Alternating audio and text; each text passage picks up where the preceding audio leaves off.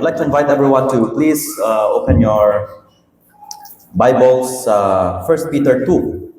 And of course, we ended nagligat sa verse 3.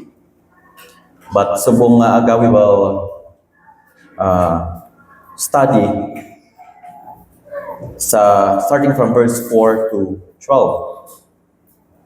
And just to give you a little background, ang title sa sermon last Sunday is Gird Up and Grow Up. So we are still in our series ng Holiness. And Peter started sa verse 13 nagligad to gird up your loins, to be ready, to be active, to be equipped and prepared in your minds, because the battle for holiness starts in the mind. We will have a sermon na nag-focus lang gid on how to win the battle in mind. But very consistent in scriptures that even sa Apostle Paul naghambal that we are to renew our mind if we want to be transformed to the image of Christ and not be conformed to this world. So again, Peter started with girding up, and then he ended up sa chapter 2 verse 2 and 3 with growing up. So that's why kita nagwa sa title ng gird up and grow up. And in between, of course, is Peter's exhortation, Peter's command to be holy because God is holy. So, nag-end kita sa verse 2 and 3 nagligat, nga nagambal dira sa Peter that we should desire as newborn babies. Kung paano kuno mag-desire ang bata sang milk, kung may bata ka mo diri, mabalaan nyo ina, nga ang bata nagawawaw kung gutom, kag nagapangita ginyaya sang gatas. Sa baga, hindi mabuhi ang bata kung wala gatas, kag desperado ang bata kung hindi makainom sang gatas. So Peter is saying that in our growth towards holiness, towards being Christ-like, we should be desperate for God's word. And if you notice, nung aton wali ang ako na approach sa wali actually is more ako sa expository, although I also preach a topical. That is because I want to teach you. I want to give you an example on how to study the Word of God. Kaya hindi pwede ngang inyo feeding once a week lang din sa church. You have to read God's Word daily and you have to know how to study the Bible. Pag-intindi sina. That is why, diri pa lang sa pulpit, start kita kung paano tipik-tipik ko ng pulong sa Ginoo. And if you are sitting there, you have to learn to follow kung paano ini siya ginatipik-tipik. So that's why, mas nami anak ko nga masunod ninyo sa inyong Bibles. Kung wala ka mong Bible, please buy. Okay? I don't encourage sa cellphone. Hindi ninyo makuritan. Okay? Kagapos basahon ang Bible, ganyan nga papel. Kagapos kuritan. Okay? So if you have your notebooks, if you have your Bibles, please follow, because we will continue sa aton nga series. So starting from verse 4 dira, and the title of the sermon is to declare God's praises, God's purpose in holiness. Ano blang purpose ang Ginoo? Why He called us to holiness? So number 1, sa verse 4, as you come to Him, the living stone, rejected by humans, but chosen by God and precious to Him. You also, like living stones, are being built into a spiritual house to be a holy priesthood, offering spiritual sacrifices acceptable to God through Jesus Christ. So number 1 point, number 1 purpose, why God called us into a holy life is this: to offer spiritual sacrifices. And when we say to offer spiritual sacrifices, that is to worship God. Okay? That is, again, to worship God. Now, dito kita mag-start sa verse 4, as you come to Him, the living stone. Tawag ni Peter sa kay Jesus is the living stone or the rock. Okay, makita na natin karon nga isa lang actually ang living stone kag ang rock.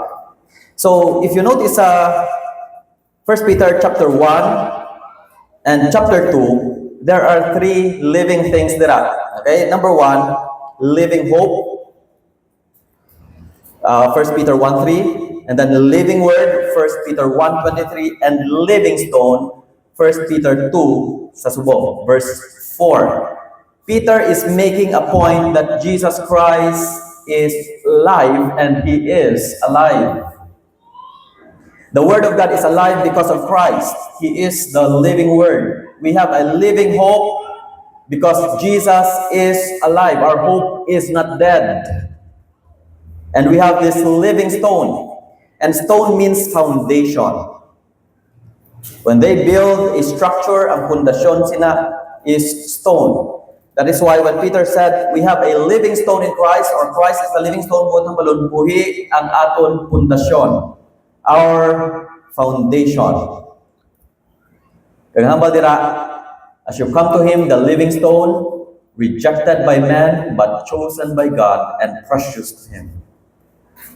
Hambal sa John chapter 1, that Jesus came to His own, but His own received Him not. He came to His own people, the Jews, pero wala siya ginbaton. But regardless kung hindi siya pagbatunon sa tao, it doesn't matter, because ang hambal dira, He is chosen by God. Ginpili siya sa Ginoo and precious to Him. Okay? Sabaga, if Jesus was rejected by man, He was rejected by His own people, gina-consider si Jesus na hindi siya precious sa ilang mata. But then again, we know that Jesus is precious to God.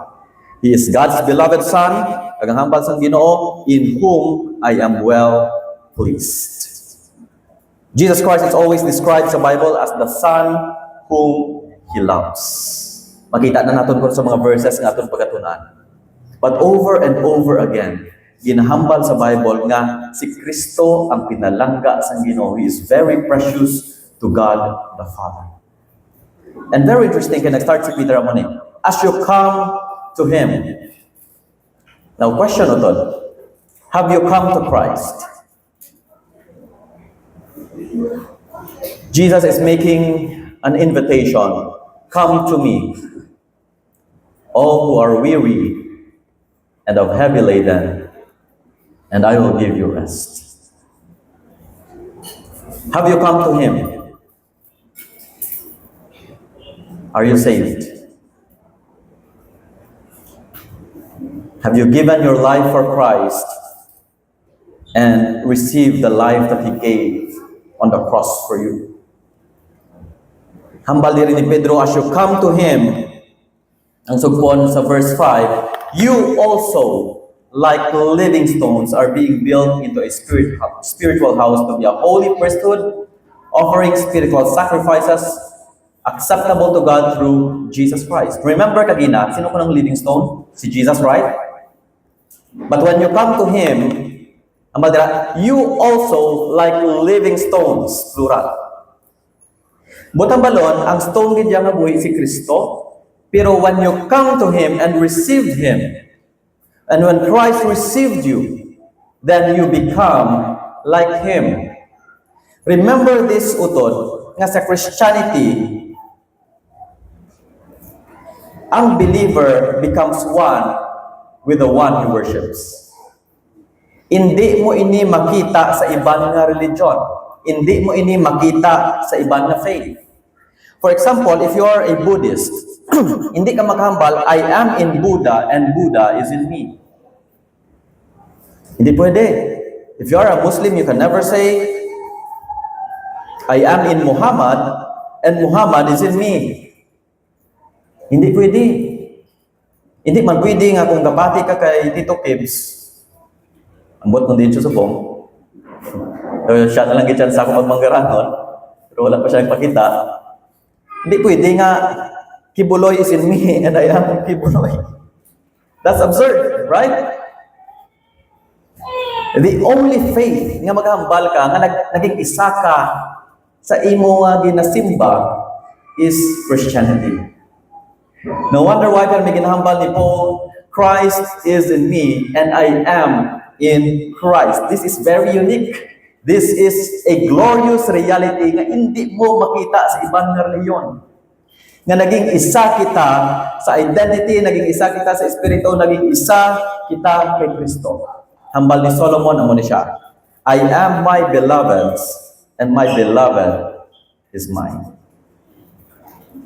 Grabe, what a union, what a unity. And so when we come to Him, hambal ni Peter, we become like Him. Jesus Christ is the living stone, hambal ni Peter, we also like living stones. Buhi nga bato. And what Peter have in mind is this, it's the temple of God. Kaysa una, when they built the temple, it is made of stones, rocks. And Peter is talking about sa temple diri. Okay, makita na natin karon. Buta malon, Jesus is God's temple. And the moment we come to Him, we have become God's temple. And anong templo, by the way, sa una? It is a place of worship. That is where the presence of God dwells. That is why, ang hambal sa Bible, you are the temple of God. The presence of God dwells in you. That is why, utod, if you are a Christian, you don't have to wait to go to the church, to this church, to worship God. Why? You carry the temple with you. You can worship God anytime, anywhere.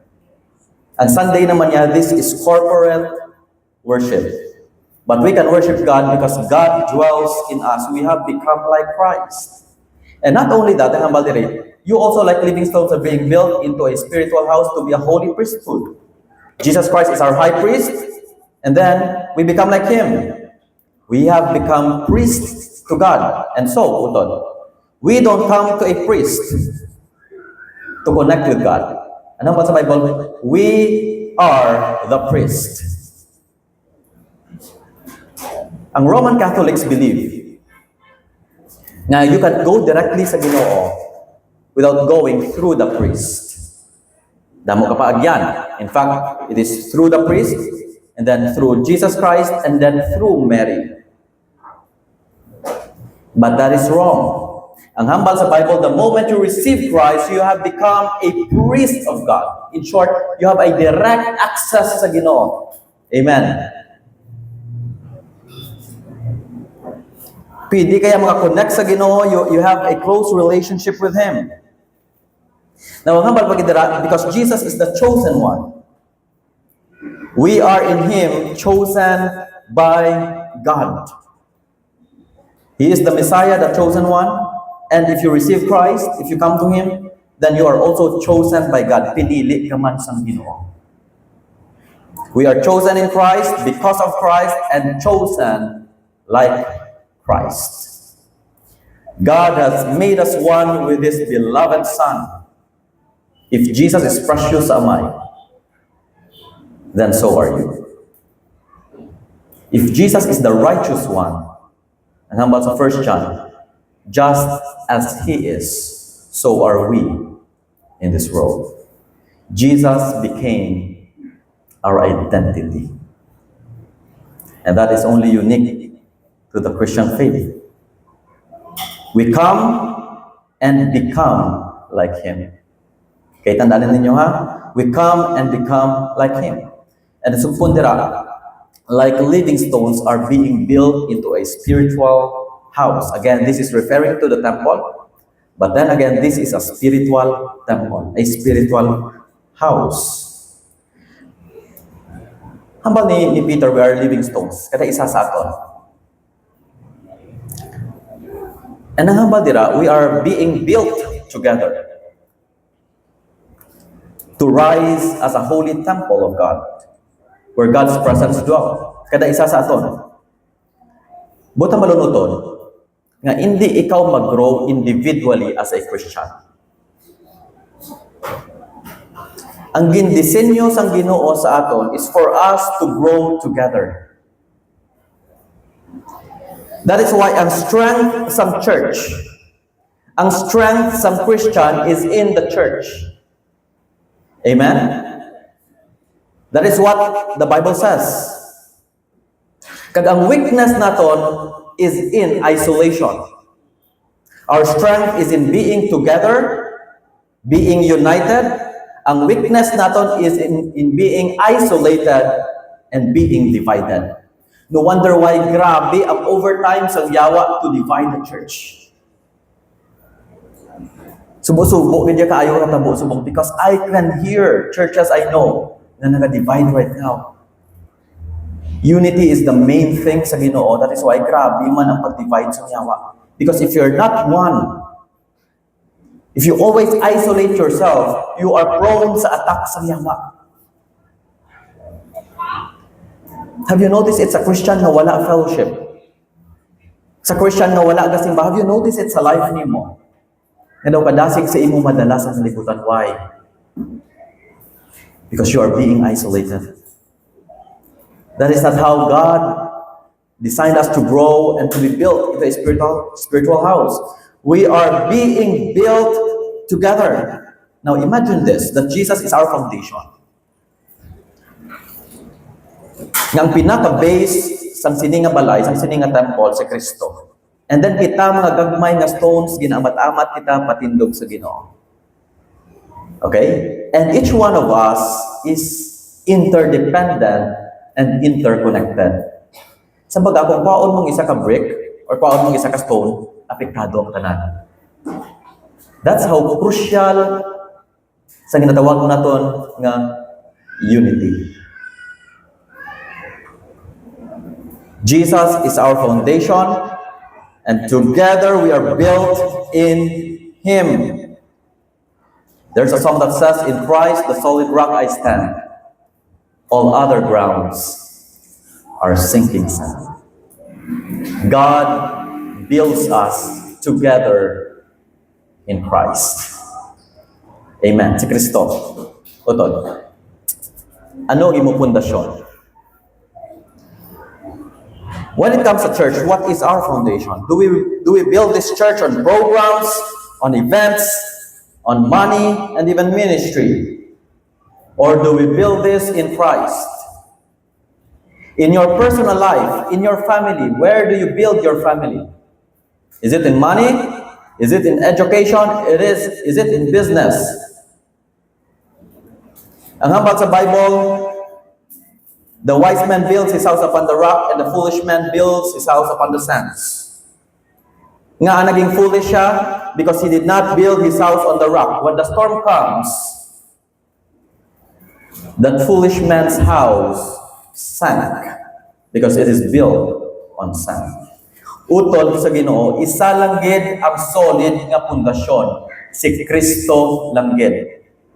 Kung hindi si Kristo ang imo ginasandigan, kung hindi si Kristo ang imo ginasaligan, that thing is a sinking sand. Would you agree?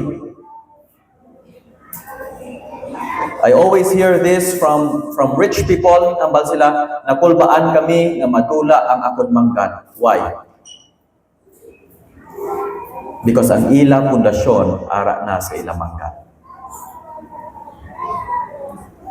But kita nga mga Kristohano, we are being built in Christ. And the more we grow in Him, dira naton makita na sometimes God allows the shaking sa atong kabuhi so that we know that we are standing in the wrong ground. Amen? When God sends storms sa life naton, and nakita ni mo daw ka-shaken gid sa imo, grabe gid ang imo kulba, it only goes to show that God is showing you that your foundation is in the wrong place. Balik ka kay Kristo. Okay? Now, here's the verse, Ephesians 2:18 to 22. Hambal ni Apostle Pablo, "For through Him we both have access to the Father by one Spirit, through Christ." Verse 19, Ephesians 2:19. "Consequently, you are no longer foreigners and strangers, but fellow citizens with God's people and also members of His household." Tara na. "Built on the foundation of the apostles and the prophets, with Christ Jesus Himself as the chief cornerstone." Now, I want you to note the word cornerstone, kaya explain ako nina kung ano sorry, kapitlan ako. Kung ano ina karon. Okay. Now, verse 21. "In Him," okay, in Christ, "the whole building is joined together." Paano kung kita interconnected? In Christ. Pero this time, Paul is not using the allegory sa ginatawag naton nga body. Paul is using an example sa ginatawag naton nga building where Christ is the chief cornerstone, and in Him, the whole building is joined together and rises to become a holy temple in the Lord. Now, again, Paul and Peter is talking about the temple of God, and we are God's building. And together we are being built by God in Christ. Verse 22. "And in Him, you two are being built together to become a dwelling in which God lives by His Spirit." We are the temple of God, and our strength is in being together. It is in being united, being one. All right? Now, next. Ang namadira are being built into a spiritual house to be a holy priesthood. Now, again, Peter is using Old Testament terms referring sa temple. Connected din sila, related din sa temple. For example, priest, temple, sacrifices. These are Old Testament terms. And ang amal ni Peter, we are to be a holy priesthood. Naging pareho kita kay Jesus nga temple. And at the same time, we become like Him, a holy priesthood. Now notice the word holy. Because ang una, before ang priest mag-offer sa sacrifices sa Ginoo, kinakonsecrate niya na himself. May mga ceremonial washing na siya. And so Peter is asking us, that before we offer acceptable sacrifices sa Ginoo, we have to make sure that our lives is pleasing to Him. We are not living in sin. Because if we are living in sin, we can never please God. God is grieved in our lives. So, ang hambal ni Peter, through our lives and our service, we can offer spiritual sacrifices to God. That's the number one point again. To offer spiritual sacrifices. Again, this is our worship sa Ginoo. And what are these spiritual sacrifices? Ano ini siya? So, ginimo ko, I dig a little deeper sa New Testament. Kasi sa Old Testament, ang sacrifices nila are animals. Grains, fruits. Ay mga first fruit sacrifices pa na sila.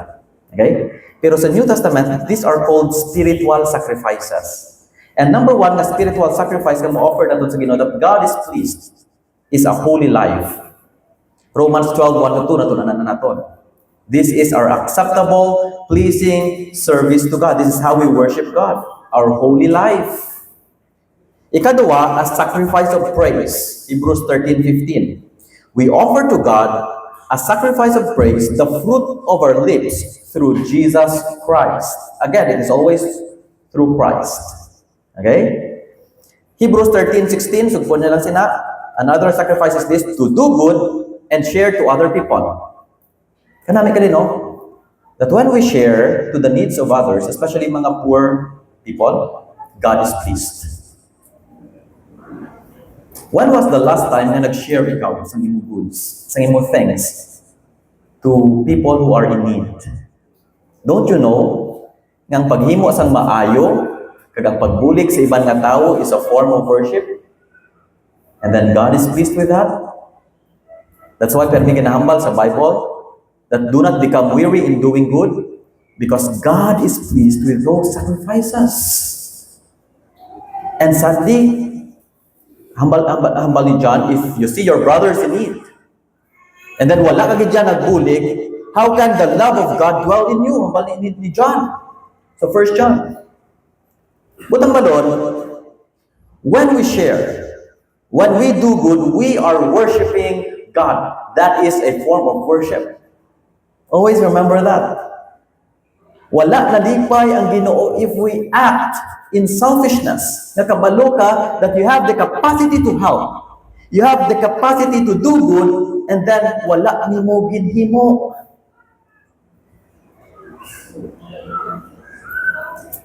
Now, another thing is this. Number 4, it is loving people. Ephesians 5:2. Just like Christ who gave Himself. Now walk ye in love. Ephesians 5:1-2. Because that is a pleasing sacrifice again. And lastly, kalima is this. Philippians 4:18. Ang Philippians 4:19 memorize natin, right? For my God shall supply all your needs according to His riches and glory in Christ Jesus. Ang 4:18 basahan niyo pala kanami. Now sa 4:18, that verse is talking about financial giving sa pag-support sa work ni Lord.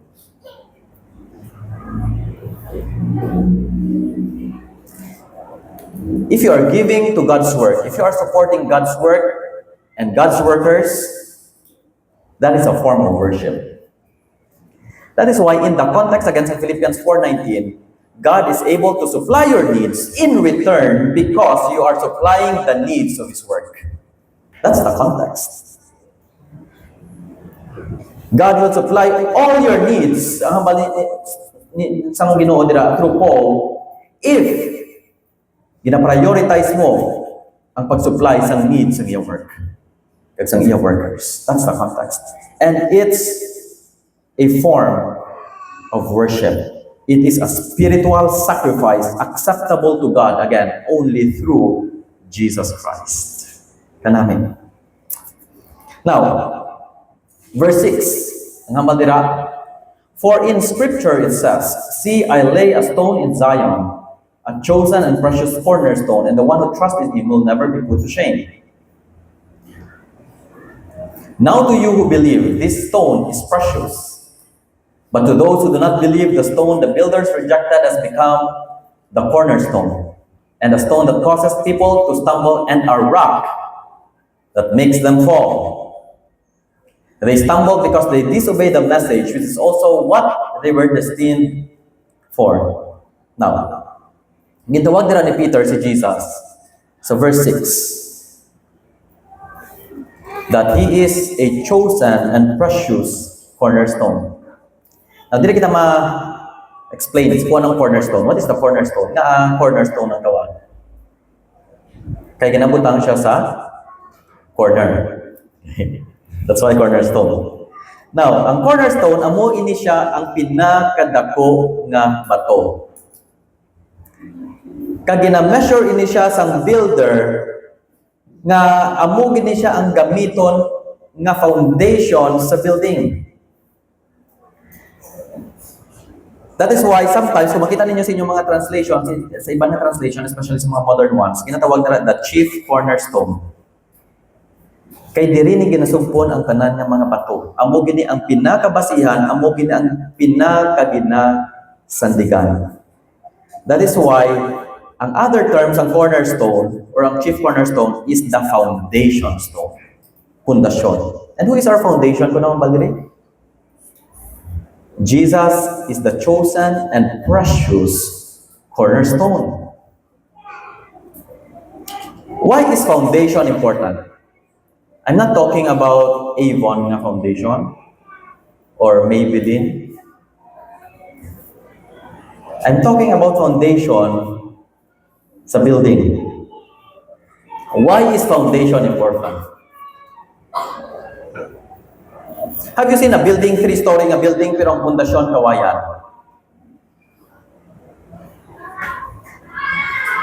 How can you tell na ginaubra sang isa ka panday, taas na building or dako na building? Through what? By checking the foundation. Kaya nga, the stronger the foundation, the higher the building goes. Why? Everything depends on the foundation. If you get the foundation wrong, everything will crumble.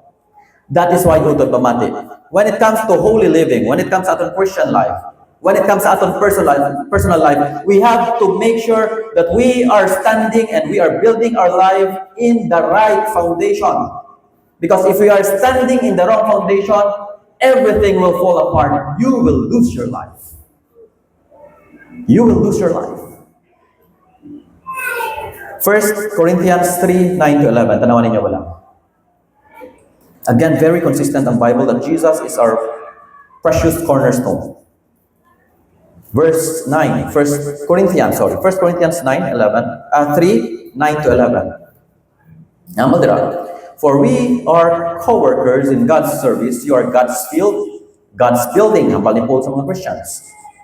By the grace God has given me, I laid a foundation as a wise builder, and someone else is building on it. But each one should build with care. For no one can lay any foundation other than the one already laid. Sino ka no? Which is Jesus Christ. See that? Don't build your life on money. Don't build your life on career. Don't build your life on education and fame and position. All these things are sinking sand. Jesus is the rock. And ang hambal ni Jesus kay Peter, and upon this rock, I will build my church. And Peter understood kung sino ang ginanamin ni Jesus na rock. Because gin-quote niya that Jesus is the chosen and precious rock. Jesus will build His church upon Himself. And ang hambal dira, and the one who trusts in Him will never be put to shame. Utod, inakahuya niya pala si Kristo sa imong kabuhi. There will be times sometimes nga piliun na to ng Ginoo and nahuya kita sang basi anong balon sa tawa sa atin because we chose God. But ang hambal diri nga if ang aton kuno salig kay Jesus, if ang aton salig ara sa iya, we will never be put to shame. Now, this is referring actually sa salvation, ang context diri. Kaya nga, hambal sa Daniel 12:2, and many of those who sleep in the dust of the earth shall awake, some to everlasting life, and some to shame and everlasting contempt. Ano ba tamalon? Duwala ang destinasyon sang tao. Everlasting life, pagpatay mo kuno, you will wake up sa everlasting life, or you will wake up to everlasting shame and contempt, suffering. Utod, again, this foundation is very important. Why? If you reject Christ, then you will wake up in everlasting shame and suffering. But the one who puts his faith sa kay Jesus will never be put to shame. You will be clothed with glory when you die and meet your Creator in heaven. Amen? Utod, this is a reminder sa atin. In whatever area of our life, Jesus is always the foundation. That's why ang hambal diri, now to you who believe, this stone is precious. Kakita ka mo sang itsura, wala sang gamay nga kalbo nga nagakamang, tapos taang ipon niya. Tapos kapangita siya sang singsing, kagamba niya, ay, precious.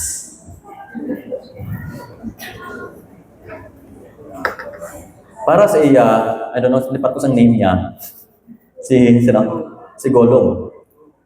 Para sa iya, the most precious thing para sa iya is that ring. Now you ask yourself, Abyan, mautod ko sa Ginoo, nga pinalangga ko sa Ginoo. What is the most precious thing to you? A thing that you cannot afford to lose. Makahambal ka ba lang nga kung wala ka daw, hindi ko mabuhi. Doon pa rin wala sa song nga Ken Lee. To live would be without you. Okay. Okay. Ken Lee means, I can't live. Okay. For living is without you, something else. But tamalon, kung wala ka, hindi ko yung mabuhi. Now, think of the thing that you can't afford to lose. Is it your health? Is it your money? Is it your career? But for us believers, I don't know of you. But para sa akon, I'd rather have Jesus than all the riches of this world. Hindi ko pag-ibaylo si Kristo sa kung ano man nga bagay sa sining kalibutan. Jesus is so precious to me. Honestly, kung wala si Christ, all I can say sa life ko, wala ko. I don't know sa inyo. Is Christ precious to you? Because if you are truly a Christian, and if you understand that without Christ, there is no meaning in this life. There is no purpose. All these things that we are dying, that we are working for, all these pursuits in life really means nothing at the end of the day. They will all decay. They will crumble into dust. Like the song nga nagambal, dust in the wind. All we are is dust in the wind. Hambal ni ni Solomon, the wisest king, the wisest man who ever lived, second to Jesus, ambal niya. Everything is a chasing in the wind. Meaningless or meaningless, everything is meaningless. But for us Christians who understand na nakakilala kay Kristo, kung sino si Kristo sa kabuhi ninyo, you know that Christ is precious.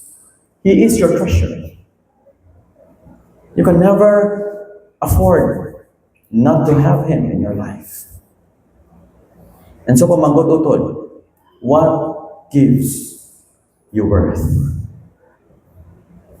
Because kung ano ang nagahatag sa imo sang value, that becomes your pursuit in life.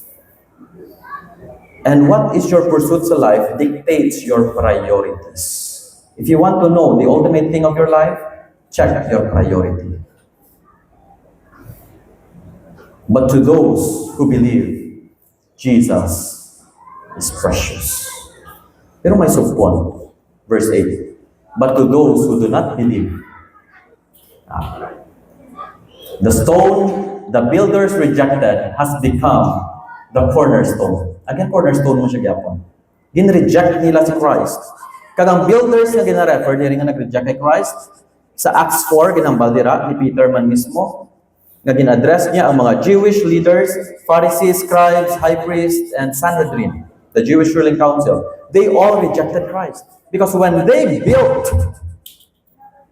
sang ila system to worship the Lord, sang ila spiritual life, pagkita nila kay Jesus, pag-measure nila kay Christ, ay hindi kapasar si Jesus sa ila standard. Because they were looking for a Messiah who comes with power, who comes with authority, o galing ang nagabot sa ila is a carpenter wearing some robes of ordinary people. In fact, pagkita nila kay Jesus, who is this carpenter? Uneducated man. People are always looking or always judging based sa outward appearance. And when these leaders saw Christ, they could not believe, and they rejected Him as the chosen one. He was rejected by man, but then again, precious to God and chosen by Him. So, ginset aside nila si Jesus, ang nila, hindi ni pwede maging cornerstone. Hindi ni pwede maging foundation. Ginset aside nila si Jesus, pero ano natabok? And the stone that causes people to stumble, and the rock that makes them fall. Pag set aside nila sa sininga foundation, paglakat nila, nakadugpo sila. It was a stumbling block to them. So instead, nga naging maayo si Jesus sa ila, naging pagpakamaayo si Christ, ano natabo? Because they were religious. They don't want a savior. They were self-righteous. Christ has become to them a stumbling block, a rock that makes them fall. That's why hambal dira, they stumbled because they disobeyed the message. What is the message? You come to faith to Christ. Believe in Him. Hambal dira, which is also destined, which is also what they were destined for. Nga destined for our. Isa lang gid utod ang ginhatag sang Ginoo na criteria on which man could be saved and in which man could be damned. Kadto sa impyerno. Isa lang gid ang basis. If you receive Christ, then you are saved. If you reject Christ, then you are condemned. Very simple. That's how precious Christ is. And we have this message, by the way, that when we go out sa atong mga classmates, magambal ka nga utod, kung hindi ka magbutang sa faith mo kay Jesus, hindi ka gid ma-save, pero no ka gid. Open your Bibles pala. John 3:16, di pa memorize na to. Tanawan niyo John 3:17 and John 3:18. John 3:16 is a very good verse, pero ang context na 17 and 18. Okay, dalain na. And basahan ako sa verse 18 lang. But please open with me. John 3:18. Ang madira, whoever believes in Him is not condemned. But whoever does not believe stands condemned already. Because they have not believed in the name of God's one and only Son. See that? Jesus is the rock of salvation, but at the same time, a stumbling block to those who did not believe in Him. People will be condemned if they reject Christ. That is their destiny. That is their destiny. But ang ato naman destiny is this: if you believe in Him, then you are saved. Maluwas ka niya. Okay? Because Jesus, again, is the foundation, the cornerstone, the chief cornerstone of our faith. And not only that, by the way, Ari, very interesting. Because when I dig in a little deeper, my term dira, the stone the builders rejected has become the cornerstone. Okay? So original ganit sa Hebrew, it could also mean ang cornerstone dira as capstone. Okay, anong kinalain sa cornerstone kag capstone? That is a quotation, by the way, sa Psalm 118 verse 22. If you have a different Bible translation, makita ninyo, dira, ang gingamit sa term sa ibang translation is capstone, not cornerstone. Okay? That is because duwa gali ang foundation sa una sang building. Una, the cornerstone. Ikaduwa, the capstone. The cornerstone, amo nang ginabutang sa pinakauna gid. Ang capstone, amo nang ginabutang sa pinakaulihin. To connect everything. Sabaga, ang building is joined together by the foundation stone and the capstone. And ang hambal diri ni Peter is this, that Jesus Christ is both. He is the first and He is the last. The Alpha and the Omega, the beginning and the end, the author and finisher of our faith. Check nyo wala Zechariah 4:7. Referring to the temple, ang hambal dira sang Ginoo sa kay Zechariah. What are you, O great mountain? Before Zerubbabel, by the way, he was the one who built the temple, you will become a plain. Then he will bring forth the capstone accompanied by shouts of grace, grace to it. This is referring sa pagtapos sang Ginoo sang temple through Zerubbabel. So sabaga, ang capstone is the last stone ng butang. Okay? Luke 20:18, sigo nang nakon. Ang hambal dira, Luke 20:18, everyone who falls on that stone will be broken to pieces. Ang hambal ni Jesus, referring to himself by the way, kung makasandad ka sa sininga bato, you will fall into pieces. That is exaggerated by the way, no? Sandad ka lang sa bato, ano agad niya? Pudpud agad. Ang balaya, next, and when it falls on anyone, it will crush him. Naduwa na gina-refer ni Christ. Ang balaya, kung makasandad ka, then tadtad ka. Pero kung mahulugan ka, that is referring to not the cornerstone, but rather the capstone, then it will crush him. Christ will crush you. That is if you will reject Christ as the foundation and the author of your faith. But if you come to Him, you become like Him, and God will build you, and God will finish what He started in your life. He who began a good work in you will finish it till the day of the Lord. That is His promise of God. If you are lost right now, if you feel nga life mo wala sa direction, beloved child of God, ang hambal sa Bible that Jesus will finish the work that is started in you. Trust Him. Trust Him. This is the purpose. Number one, very simple again ang message mo. So that we could offer spiritual sacrifices to Him as God builds us together as a church, individually, the more we could offer spiritual sacrifices to Him. Amen? Now, number 2, verse 9. But you are a chosen people, a royal priesthood, a holy nation, God's special possession. There is a debate, subong, no? Grabe. I joined a forum sa aton mismo group, sa Fundamental Churches na forum. And grabe ang ilinaway wala sa doctrine sa election. May elect ang Ginoo, may ginpili ang Ginoo. Okay. They always debate sa doctrine sa Calvinism o sa Arminianism. May pinilang Ginoo, paano iban? Now, utod, I'm not really into debate, and I love Calvinist na ng mga friends, and para sa akin, this is secondary. But ano ba sa Bible? We are chosen in Christ. Wala ginambal sa Bible nga ginpili ka sa Ginoo and then ginbutang sa kay Kristo. Okay? Kung yung hambal sa Bible, nga kung magbutang ka sa salig mo sa Ginoo, God will put you in Christ, and because Christ is chosen, you have become like Him. you are also a chosen people. Because ang una, ang Israel is a chosen people, a royal priesthood, a holy nation. But ang balan, if you are part of Israel, you have the salvation. But we know na gin-reject nila ang Israel. That is why God extended the salvation, or God expanded the salvation also to the Gentiles. Romans 11:11-13. And so the source of salvation is no longer Israel, but rather Christ, who is the true Israel. That's why ang bali Jesus, I am the true vine. Because ang vine sa muna is referring to the nation of Israel. In short, you no longer have to be in Israel or part of the Jewish race to be saved. You need to be in Christ, because in Christ there is neither Jew nor Greek. Any race can be saved, rich and poor, tall or small, handsome, beautiful or ugly. Anyone can be saved if you are in Christ. Amen?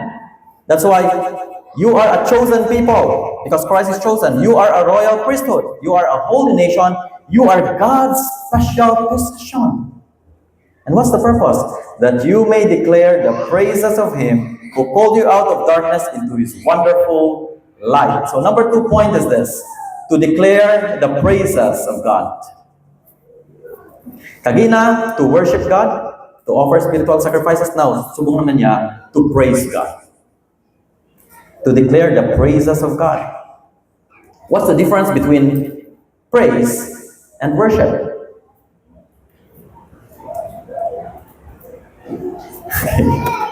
We always use that term, sometimes interchangeably, but there's a difference of term. Kagina, to offer spiritual sacrifices, that is worship. Subong, to declare the praises of God, that is praise. Now, ano siya worship? Worship is our response to who God is. Okay, how about praise? What is praise? Praise is our response to what God has done. Clear? That's why ang hambal ni David, I think sa Psalms 19, hambal ni David, the heavens declare the glory of God. The skies proclaim the works of His hands. The works of His hands. We praise God for what He has done for us. Amen? And the purpose, kalingagin save kita sa Ginoo. Why? To declare the praises of Him. To praise Him. And how about that we are God's special possession? Ginpili kita sa Ginoo, wala kita ginpalagpatan sa Ginoo. We are chosen by Him in Christ, of course. He called us out from darkness to His wonderful life. Ang baldira. That you may declare the praises of Him who called you out of darkness and into His wonderful light. By the way, what's the meaning of light sa Bible? Okay, light in the Bible speaks of truth, revelation, and life. Without light, there is no life. Without light, hindi ka makakita. Wala sing may ma-reveal sa imo. Okay? Kung wala sugatis, tingin nyo bala magluto. Budlay-budlay, ganyan sa recently, no? Nag-brown out. Iban sa mga taga-alihis. Ano ganyan, antos, ganyan dulong-dulong kayo. Palaway nga wala kasi may makita. Palamunggo ka ganyan. That's why when we appreciate that Jesus is our light, namin-nami ganyan tuod. No? Now you are no longer in darkness. Kaya nga, ang darkness sa Bible is a symbol of death, blindness, and hopelessness. Dulong. Kulbaan ka, wala ka kabalo, kundi ka makadto. Colossians 1:13 ang hambal, for He has rescued us from the dominion of darkness and brought us into the kingdom of the Son He loves. Ginsaylo kita sa Ginoo. From darkness to light, we are no longer hopeless. Sa tuod lang, again, kung wala si Jesus, diin ka makadto. Ano ang purpose ng life? Wala ka kabalo, di ba lang? Nakabuhi ka lang, simply, okay, mabuhi lang ko, I simply exist. I work hard, I survive, and then I die. What is there in life? But through Christ, we are in the light, in the kingdom of the Son He loves. Jesus is the light of this world who brings hope and revelation sa kung sino ang Ginoo. That's why when we know Christ, we know God. Without Christ, we can never know God. Kagambal diri, once you are not a people, but now you are the people of God. Once you have not received mercy, but now you have received mercy. Utod, don't you know, nangambal sa Bible, it is a dreadful thing to fall into the hands of the living God. Kabati ka mo sa term, mo ni, only God can judge me. Bati ka mo sa nasa Facebook? Ang bali nila, hindi mo ko pag-i-judge. Grabe, mo mang-judge ba? Only God can judge me. O don't you know nga kung i-judge ka sa Ginoo, mas lala pagin? Nga ginatulog mo as if ang Ginoo hindi grabe ang wrath ng Ginoo against sin. Utod, ang hambal sa Bible, mas kululbaan. It is a fearful thing to fall into the hands of the living God, of a holy God. That's why what we need is God's mercy. Have you ever think na kung wala ka na save, you will spend your eternity in hell? Ari utodo, there are times sa life ko nga kakabugtawan lang ko kaagahon. You know ano kasulod sa paminsaron ko? Lord, what if wala ako na save? Hindi ko ma-imagine, Lord, ang kabuhi nga ara sa impyerno for eternity na mag-aantos ako sa linaw sa kalayo. Hindi ko ganyan ma-fathom ko ano ang klase suffering na. That's why utod, kung hindi mo ma-appreciate kung ano kabalaan ng Ginoo, kung ano siya mabalatan ang wrath niya against sin, you can never appreciate His grace. Kung ano ikaw ka-sinner, kung ano ka-deserving taning ipanish ng Ginoo, you can never appreciate His grace. That's why gidlastar gidira ni Peter that you were chosen by God before you are not a people of God, you are His enemies before. You have not received mercy, but now you have the mercies of God. Then what is your response? You respond in praise for what God has done through Christ on the cross. Because of Jesus Christ, we can declare the praise of His grace. Ephesians 1:4-6. Even as He chose us in Him before the foundation of the world, that we should be holy and blameless before Him in love. He predestined us for adoption to Himself as sons through Jesus Christ, according to the purpose of His will. Verse 6. To the praise of His glorious grace with which He has blessed us in the beloved. If you understand God's grace, that you are saved tungod lagid sa bugay ni Lord, wala ka na saved tungod kay maayo ka nga tawo. Ginpatawad ka sang Ginoo tungod ang Dios maayo sa aton. Ang Dios maluluyon. When you understand this will result to the praise of His glorious grace, to declare the praises of God for what He has done for us. Amen? Do you declare His praises? Have you ever thanked Lord, thank you for saving this worthless sinner in me? I always praise the Lord because sa tod lang, when you understand that everything is in grace, that everything is because of God's grace, you will live a life nga grateful ka sa Ginoo.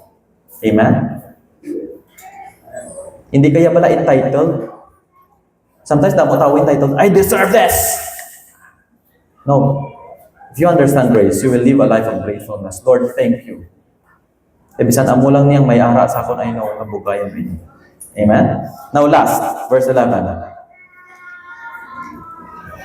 Number 3 purpose of holiness is this. To shine for people to see God. Now, that is to glorify God. Sang na-save kita, what's the next goal? Kaya na-save ka na. Show Christ. For others to see Him and for others to come to God through Him. Amen? Na ma-save man sila. Verse 11, Dear friends, I urge you as foreigners and exiles to abstain from sinful desires which wage war against your soul. Live such good lives among the pagans that though they accuse you of doing wrong, they may see your good deeds and glorify God in the day He visits you. Hambal ni Peter, kat lang na bang ibang mga point, no? Abstain from sinful desires. Kung isundon lang nato ang aton natural desires, wala gid kita pakantuan uton. People can never see God in us. We can never reflect Christ in our lives kung sundon lang gid naton ang aton gusto. May mga desire kita eh. Sometimes sa mga imagination ka, gambal ka, what if magdaog ako sa STL? What if magdaog ako sa loto? I-donate ko gid ang 10% sa church? Wow. May namangkot sa akon na before, Pastor, kung may membro nga nagdaog sa loto, batunon mo ang tithes niya? Kabalag mo na sa bato? Storyahan talaga. Joke. We are daydreaming. Right? We have lust of the flesh, lust of the eyes. Sometimes we dream of being with a beautiful girl. Now what if we follow all kinds of desires we have? Wala. We can never reflect Christ. We can never reflect Christ. Now these desires in the Bible, even our own natural desires, because we are saints living and trapped in a sinner's body. Don't ever think na Christian ka na, wala ka na desire. No. Because this body is still part ng old nature, ng sinful nature. But our soul, our spirit, and what's the Bible? Our spirit is made righteous. We are righteous in Christ. And so there is a war going on. Kung tutuod ka nga Christian, it doesn't mean nga hindi ka na makasala. It means nga naglain ang attitude nimo towards sa sala. The sin that you once enjoy, that you once celebrate, now becomes a burden na nag-afflict sa imo. Hindi ka na nalipay magpakasala. Amen? Makasala ka pa hindi? Yes. But if you are truly a believer, not a professing one, then makasala ka man, pero nag-repent ka, there is a godly sorrow in you because you hate sin and sometimes you even hate yourself. There was a time sa life ko nagambal ko, I hate you. Kawit. Tubang sa Espiritu. Because this sin, this sinful desire, wages war in our souls. We carry our own enemy. The sinful and lustful desires still dwells in our flesh. And so there is a war going on. And you have to understand it, that holiness is a battle. Holiness is a war. Daily sa life natin, we have to remind ourselves of who we are in Christ. That we are righteous, we are forgiven, we are loved, therefore stop sinning. Sin has no place in our lives, and the purpose of that is this: live such good lives among the pagans. Now, when people see you, and they see your actions, can they say that you are a Christian? May migo ko nga nagambal, ambal niya, maayo lang kay wala ko nila nabalaan, nadakpan na pastor ko ba? Harap man niya na ambal niya, kung sa kadugay ko nga eskwela, praise God, wala na nila nabalaan na Christian ko. Is that the purpose why God saved us? No. Hindi. People are looking at us. In fact, the only Bible that they can read is our life. Amen? Wala mo na talaga basa Bible. So how can they know God? Create a curiosity sa ila na lain kaya sa iban. Ipakita si Jesus. The way you talk, the way you act, imo character lain ka gidya. Christ-like kaya. Imo actions, imo tendencies, even kung gano'n ko nila magbisyo, hindi kayo magbisyo. Because you are a Christian, you know who you are. Kung makita nila nga lain ka, hindi ko na yan mag-ubra sila. Kristiyana ko yan. And sometimes ang people, mga tao, wala untat bisyo, kaya nga, pati ikaw kasabay ka man sila. And sometimes they are also looking for someone na mag-stand up for what is true and what is right. Amen? Umpisahin bala. Kaya mabala nila, ay, di lang man galing ka untat. Posible lang man galing hindi magbisyo, pero enjoy kita gyapon. Right? The pagans, the unbelievers are reading and watching our lives. Do we reflect Christ? So live such good lives among the pagans that though they accuse you of doing wrong. Ano meaning sa doing wrong? Sometimes when you stand up for Jesus, Naging mo si Christ over your friends, people will start hating you. Ma'am, balas ka, judgmental ka, ay religious ka, ay balaan kaya. People will sometimes misunderstand and misinterpret you. But utod, we have to stand up for Christ because that is the only way for our light to shine in this dark and crooked world. They may see your good deeds, anong purpose? And glorify God on the day He visits us. Remember what Jesus Christ said. Let your light so shine before men, that they may see your good works and glorify God. Glorify your Father in heaven. Can people see Christ in you? Do you reflect Him sa palibot nimo? Does your neighbor know that you are a Christian? Does your family know that you are a Christian? Kalait ka? Because if you don't live in holiness, you don't live a life that is distinct sa kalibutan, then we can never win people for Christ. This is how important this message is. Magka-pray kita. Let's pray.